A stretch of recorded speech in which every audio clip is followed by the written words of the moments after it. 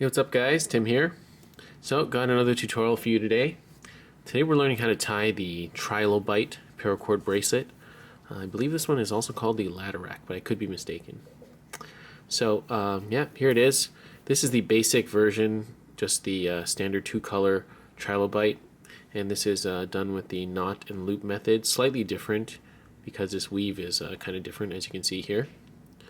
Right, and my variation on it is going to be this, and I'll be primarily teaching you how to do this version here. That is the same weave, however this is done with a chainmail accents, okay, or jump rings, okay.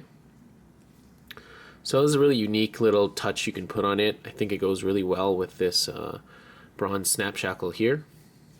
And again, the slightly different loop closure up there. So, I just want to give you guys a quick close-up look. In the video, I will be showing you how to do primarily this method, but if you've seen my other videos, attaching the buckle won't be that much different. Okay, so that's about it, and let's get into the tutorial.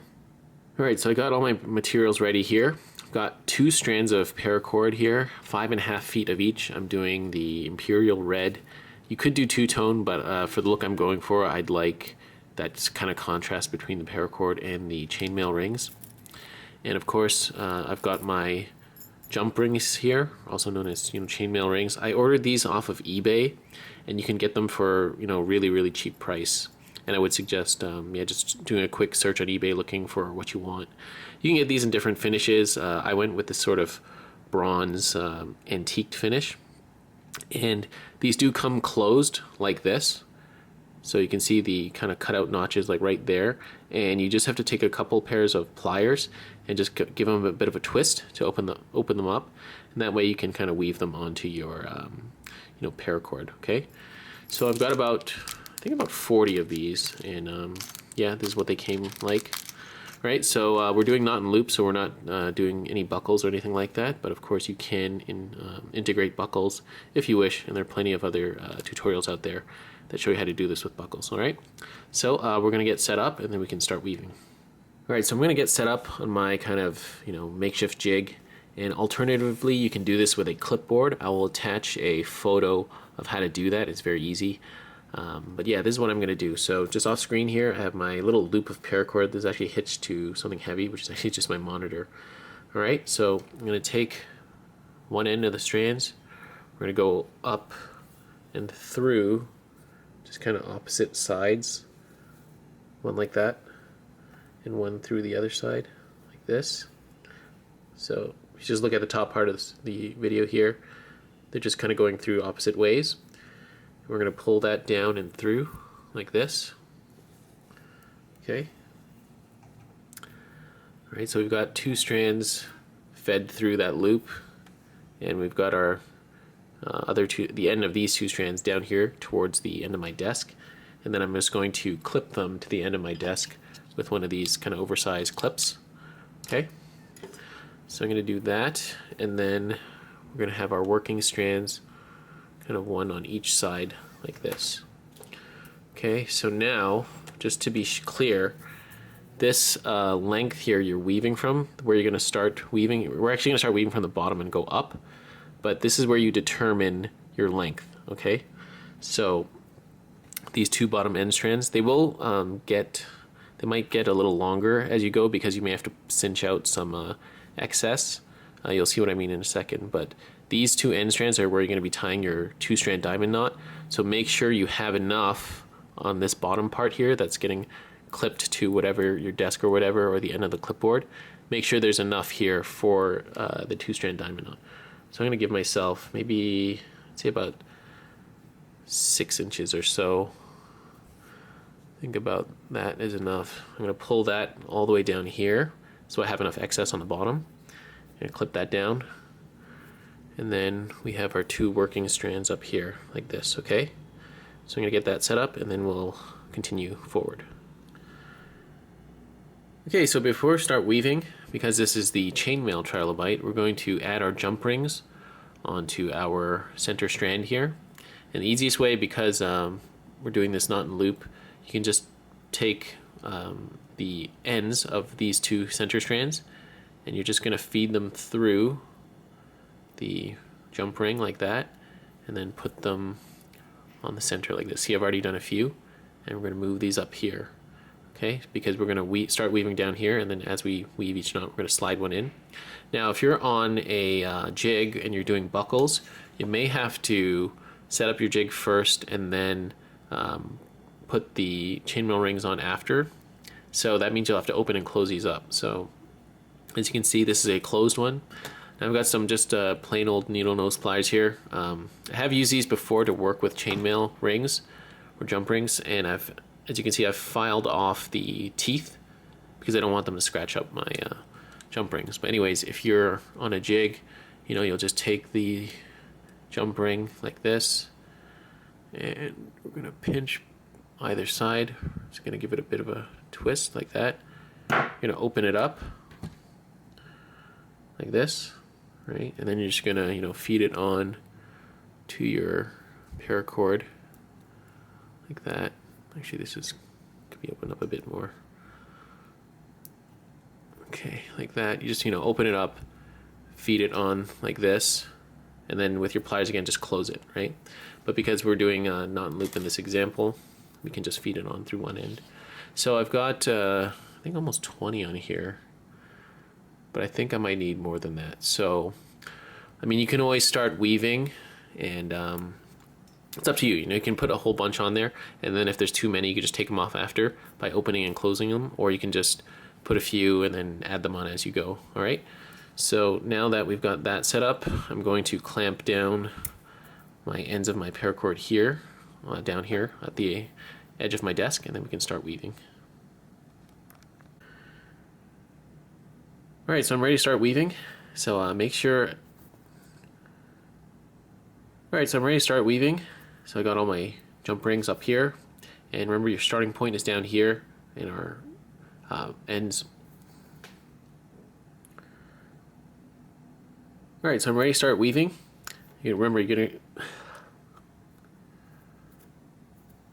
Okay, so I'm ready to start weaving, and remember, you're gonna start down here. You're gonna weave your way up, and got my jump rings up here to ensure that you have adequate length up here for the length of your bracelet, as well as enough strand down here for the stopper knot at the end. Okay, so this is how we're gonna start out. We're gonna take the strand on the right, we're gonna put it over top like this, and then we're kind of just going to start off like a Cobra Stitch. Okay, so we're going to put the left strand over top of that one, behind, and through to the other side. Okay, so this is where you should be now. So from here, we're going to grab our first chainmail ring, jump ring, bring it down like that. Okay. Next, take the strand on the right, you're going to loop it around the right side there, that sort of right side loop. And then next, you're going to take the strand on the left, you're going to put it through and behind the core strands and out through the other side, like that. Okay. And then next, we're going to take this strand here. This is the right side strand, so I'm going to put that over there. This is the right side strand, and then you're going to go over top the core and then through and behind the strand on the left, like that. Okay, so I hope that wasn't too confusing. And then we're going to bring everything down, cinch it up like this. That's kind of the first knot. I know it doesn't really look like much right now, but as you continue, you'll see. Okay, so that was one knot, right? Now we're just going to repeat that same thing over and over again. So as you can see there, we got our first ring on. Now we're going to pull the next jump ring down, like this. And again, we're going to do the same thing. So right strand behind and through, like this. Strand on the left, over, under, over, that. Make sure to keep it up top here. And then now right strand again, over the core like that, and underneath the last one. Okay, so you can see our trilobite here starting to form. You'll want to periodically just push everything down like that, get it together. You can see it's starting to form.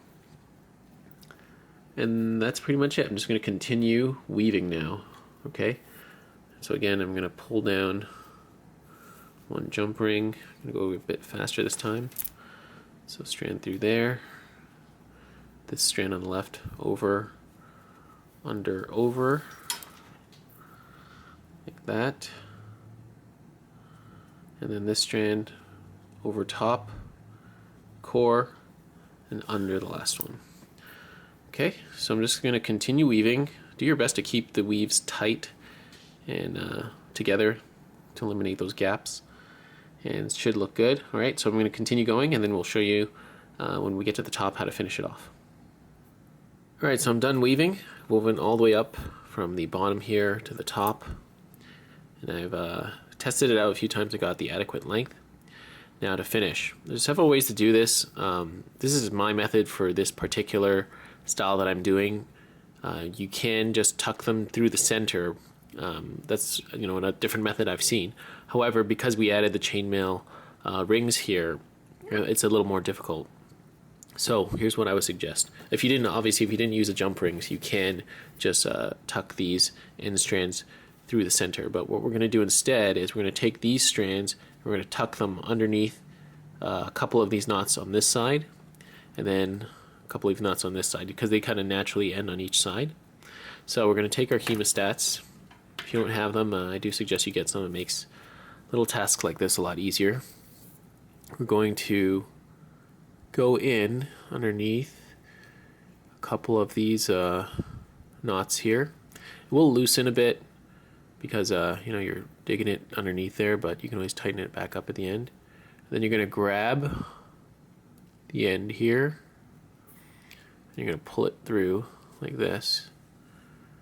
Okay, so that's one end. I'm going to pull that down a bit, and if there's any slack, you can always just play with it after.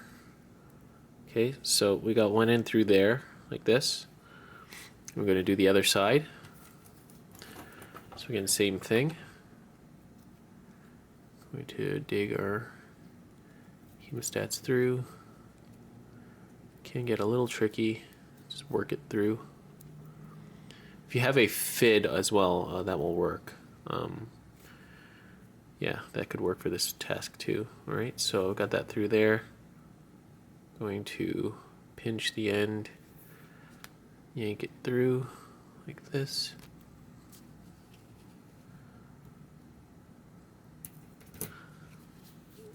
Just like that. Okay, so we've pulled both strands through on each side like this, and then from there you can do 3 knots if you want. I think 2 should be good enough. We'll create a bit of a space there, but just kind of tug on the sides here to close that up, push them down like that, and we're going to snip and singe off this excess here. Okay, and then as you can see here, we've got 2 loops up here, and you can adjust the size of these loops by tugging on these bottom strands, because yours might be a bit longer. So if you watch closely, if I tug on one of these, it will slowly shrink. Yep, so it'll shrink the loop up there, and you're going to do that to adjust the size of your loop here. So now, as you can see, we've got a loop created here. We're going to use this to hook our stopper knot onto. And if you don't like these kind of 2 strands loose, we're going to take a bit of microcord and just wrap those up. Okay. Alright, so I snipped and singed off my ends here. As you can see, if you're pretty careful about it, you can do a pretty good job at hiding it. And actually, my lighter got away from me there for a second. I actually melted the main part of it, but we can wear that on the inside to hide it. Anyways, so that's that. Now, if your loop isn't at the right size, I think, as I mentioned, you can tug on these bottom strands, and that will shrink the loops here. Okay. So now that we're at this point, yeah, all that's left is our 2-strand diamond knot. And of course, I will annotate that tutorial at the end as I always do. But just to quickly go through it, I'm going to do loop over the one strand. Okay, got our Carrick bend. Now, you can finish it. I am finishing it with a diamond knot in this example, but what I'm actually going to do is probably incorporate the bronze snap shackle onto this one, because I actually plan on wearing this one. All right, but anyways, so there's our 2-strand diamond knot. And again, of course, if that was too quick for you, you can just watch my dedicated tutorial for that. Okay, so we're going to cinch up the diamond knot as we always do.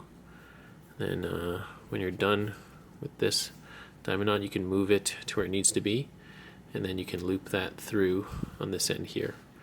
Okay, so I'm going to finish up my bracelet and then we'll be done. Alright, and there we have it, guys. We are done. Okay, here are our finished products. Now, I do realize I didn't exactly show you how to attach this buckle, but I have other videos on my channel on how to attach any buckle for that matter to your bracelet. So you can see I did that there. And now I don't believe I explained it in the video, but or I may have touched upon it in the video, but as you can see here on this version without the chainmail rings, I was able to tuck both strands underneath one side as opposed to doing them on opposite sides like this one. And as I explained it in the video, this is due to the fact that we've got chainmail rings going down the center, and it's just a little bit more difficult getting both those strands through the center. Just because of that extra ring there, it kind of limits the amount of cord you can squeeze in there. But from here, I had the strings opposite, you know, one finished that way and one going that way, and one of them was just tucked underneath here, the one that was, so this gray strand that was going out this way, it was looped around this brown one here.